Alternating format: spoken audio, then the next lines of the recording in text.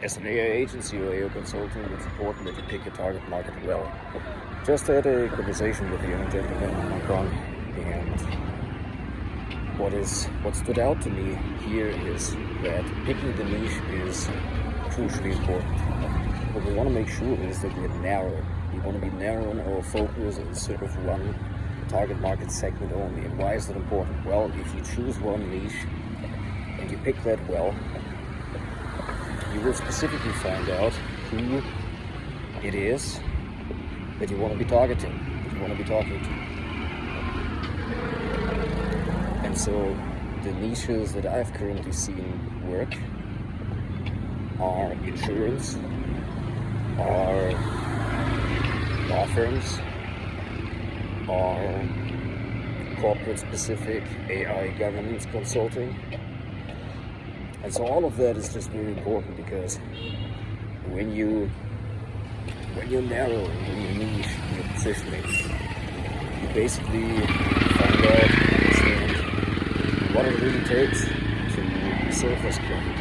You understand about their pain points, you understand about their psychological similarities, which is important. So you need to do less mental effort for every client that you serve. You're going to have more homogeneity in the proposals that you send, and there's going to be less variance and less change, because realistically speaking, it will always be the case that for every new client there is going to be customization, especially when you prioritize services on themselves in the first place.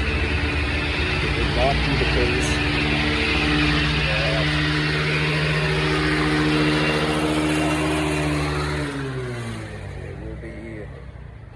that it won't be always the same productized service that you can offer immediately. So there will always be some variance in the way that you serve the client, by making sure that you cut out all of the variance potentially, that you do not serve clients across industries, for example. It makes for a more homogeneous experience, so that you get to serve more clients with more ease, and frankly also get them better results in the first place. That is also very important, because if there's one thing that I've seen in the consulting work as well as in the custom development work, is that if you do something for the first time, you're going to be less sure that it's going to be working. The client is going to be less sure that it's going to be working, and rightfully so, because you don't know whether it's going to be working in the first place or not. You will have some doubts, because from what I've seen in my experience, it will also not work every single time, because there will always be more unknowns that you're going to discover and uncover as you go.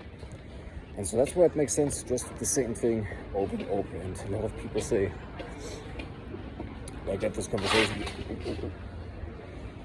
conversation the other day with somebody who was giving the example that apparently there's an individual in the United States who's a professional athlete in three different professional sports. And I shared with him that is correct, and that might be true, but that is also not who you are. It's not that you are going to be that type of person and basically have three businesses at the same time. It doesn't really come true.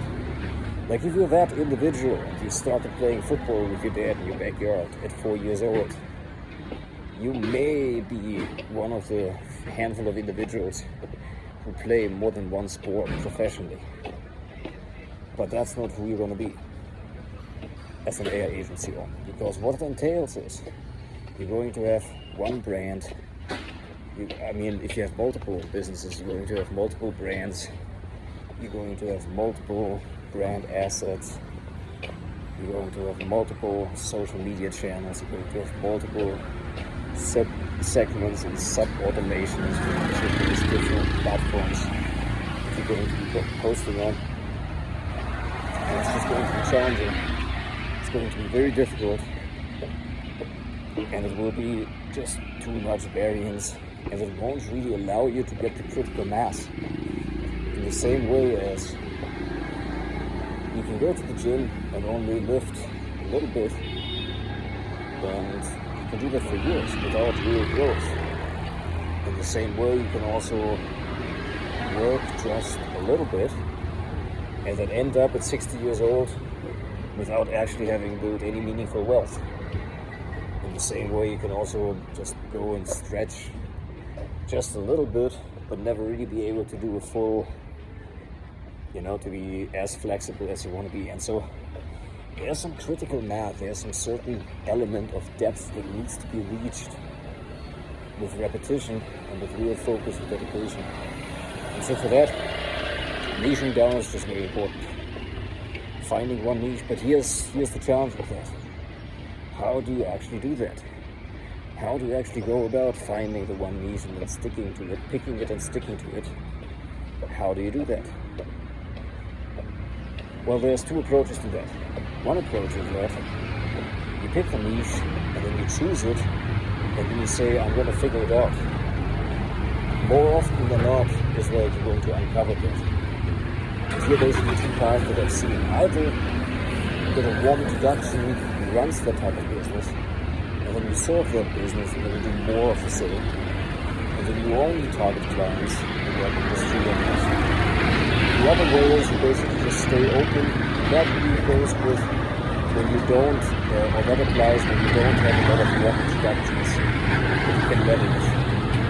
If that is the case, then you will basically just serve different clients in different industries and then find out who the best client is and then go deeper into that. So instead of picking the niche haphazardly, you always want to go with the market signals. Either somebody gives you the signal that they want to work with you, and then you're going to work more with these types of businesses, or you just remain open in the beginning, serve different types of businesses,